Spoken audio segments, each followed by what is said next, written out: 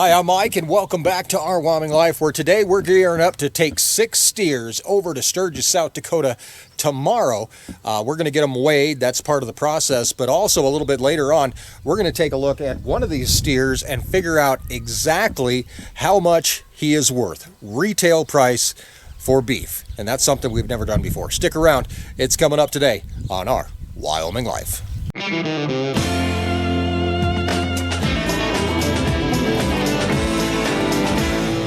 Welcome back, guys, and welcome to the feedlot, where we've got 6 steers in here that are rip-roaring ready to go. It's time for them to leave the ranch. These guys are what we consider the A team, so they should be right around 1,200 pounds a piece. We're going to weigh them and find out exactly how much they weigh. But these guys have been on the ranch here since last year. They are 2022 calves.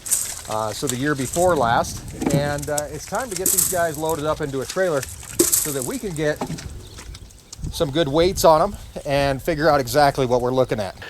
Okay, let's see if we can get these guys moved in here. Come on. Come on. No, let's go that way. Come on. Let's go get on the trailer.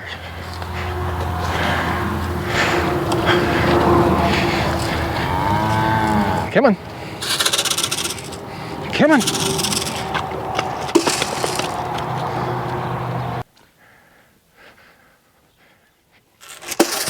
Get up there. Nope.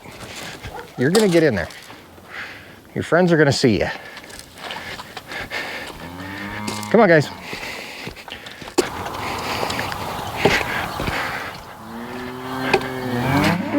Yeah, follow your friends. Come on.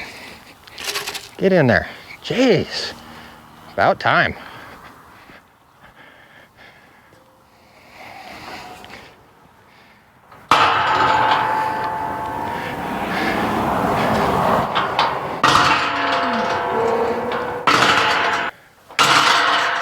Come on. Let's go. Get up on the trailer. Come on.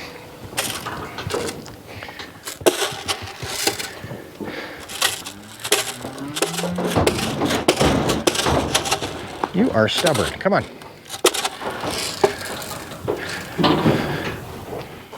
Let's go. Come on, guys. Keep going.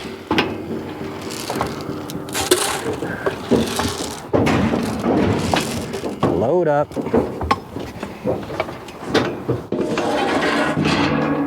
Come on. Get up there. A little bit farther. Come on. This cow does not want to move. Come on. Come on. Get up there. Come on. There. Come on, cow. Get up there. There we go. Good boy. One little jump. Come on. Come on. You gotta get all the way up. Come on. Come on, get all the way in there. Oh my gosh, what the heck? Back up.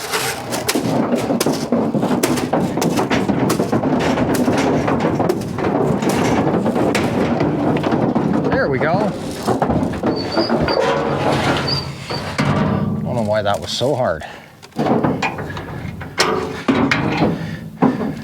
Okay, so really quick, I have to apologize for the late video here, a day late. I actually had a touch of the flu. I'm still kind of getting over it. So that's been fun. But obviously work still has to happen. It never quite stops here on the ranch. And now we've got to get these guys weighed. We're actually going to stash them over in the other Aero Equip across the road that has the scale. We're going to allow them to hang out with the three or four cows that are over there. I think it's 3 cows that are in there. I'll have to sort them off in the morning when I take everybody towards the meat locker, which is in Sturgis, South Dakota. So I got a little bit of drive time tomorrow. But like I said, what we're going to do is we're going to weigh these guys, and then we're going to head into the shop and break this down. Basically, I want to know with retail cuts, how much is each steer worth? And we're going to probably use, you know, some grocery stores prices or something like that to be able to come up with that and see how it works out and how much food that we have into them. And we're going to take a look at our investment on these steers. So we are going to back up to our chute. So the first step is that we get them weighed.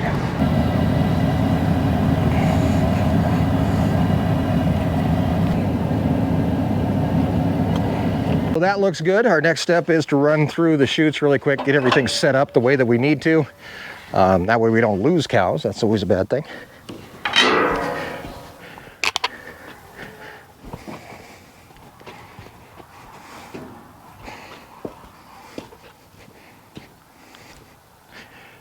We could weigh a chicken while we're at it, but I think we'll just stick with the steers. So, get the tub closed so that we can bring them down here directly off the trailer into this little area.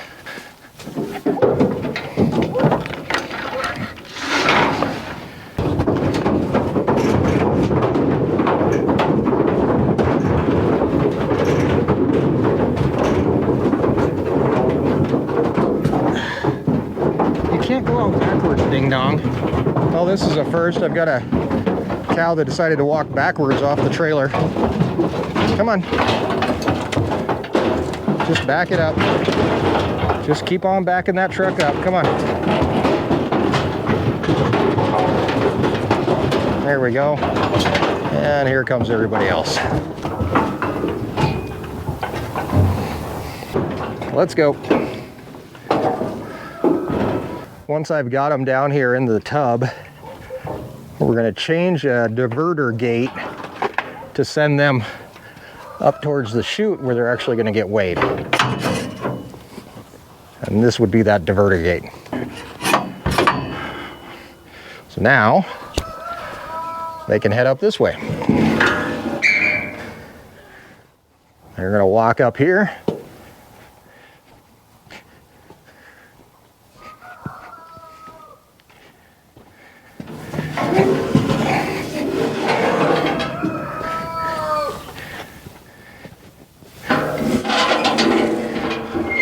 And directly into the tub, or into the chute, where we'll be able to weigh them.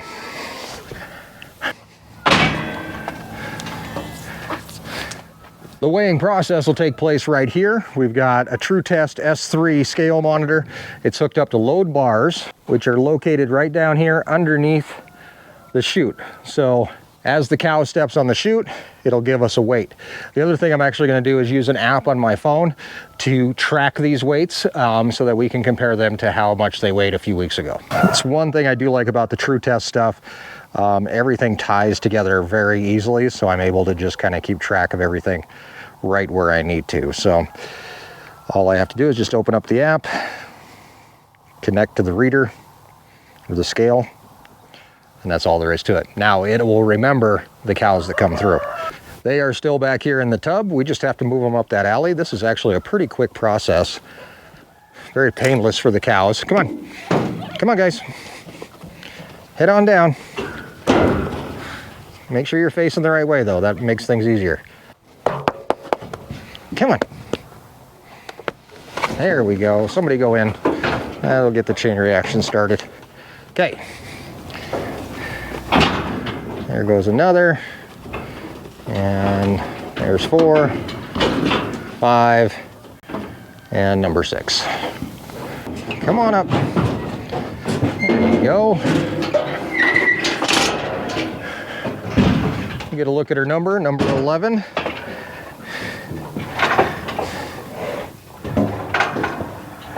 And we record her weight. Very simple. Number 34 weighs 1,205 pounds. So we'll get her out, bring in the next one. Number 38 weighs 1,260 pounds. Who are you? 22. Number 22 weighs 1,195. Number 15 is a little light at 1120. Let's see what she weighs. She's at that 1122, so a couple little light ones, not horribly light. They're about 70 pounds light of where we want them, but that is not too bad. So these guys will actually hang out here with these steers and these cows that are in here already. They've got water and they've got food, and they've got a couple heifers and a couple cows to hang out with, which might make them happy. Come tomorrow morning, I'll sort them off of those cows and we'll load them up and take them to Sturgis, where they'll be in processing for about 3 weeks or so, and then they end up back here on the ranch, where they go into the freezers and online sales and in-person sales at the farm store. But right now you can actually go onto the website. There's lots of beef and pork on the website right now. You can get stocked up, and we're going to talk about prices coming up. But first, let's head into the shop, have a seat, and we'll look at the nitty-gritty of this whole situation. I remembered to bring in my scale because I've actually forgot it out there before. Okay, so let's take a look at some of these numbers. We're going to be working with a 1,200-pound steer. In fact, we'll be looking at number 34 specifically because he was right at that number. Now, once he's butchered and hanging and he's cooled, and his cool weight should be about 730 pounds. The next step for him will be deboning and trimming, which will leave about 500 pounds of trimmed and deboned meat. So basically, we can take a live weight of 1,200 pounds and figure out that we're going to get about 500 pounds of meat, or about 40%. The other 60% is bone, hide, organs, fat, blood, and everything else that we don't really want or need. Another interesting thing about this process is that the way you finish your steers is going to make a big difference on this percentage. Grass-finished beef are typically a lower percentage, as are mature cows or dairy cows. So now that we have our steer trimmed and ready to go, we can start looking at the cuts and what we're going to get out of this guy. And we've all seen this chart before, and how a steer is divided into primal and subprimal cuts. Primal cuts are the large cuts of beef that come from a specific part of the animal, like the loin or a rib, where subprimal cuts are taken from primal cuts, like hamburger. So now we can start breaking down our animal. We're going to be looking at 8 primal cuts: chuck, rib, loin, brisket, short plate, shank, flank, and round. From the chuck, we're going to average about 200 pounds. Most of that's going to be roasts. Some roasts will have bones, some won't, and 40 pounds of that is going to be hamburger. So I went to a local grocery store website and found that roasts were averaging about $7 a pound. So right there we have $1,400 in roasts, and hamburger we put at about $5 a pound, so there's another $200. The chuck, we now know the entire primal cut is worth $1,600. The brisket, well, that's an easy one. We're hoping to end up with about 28 pounds of brisket. A fresh whole brisket, I'm finding it for about $20 a pound. So the brisket is worth $560. Shank is 23 pounds at our local grocery store. You can get it for about $5 a pound. So there's another $115. Short plate, which is short ribs, are $2 a pound on our animal. We have about 63 pounds of short ribs. So let's add that into the tally on 126 pounds.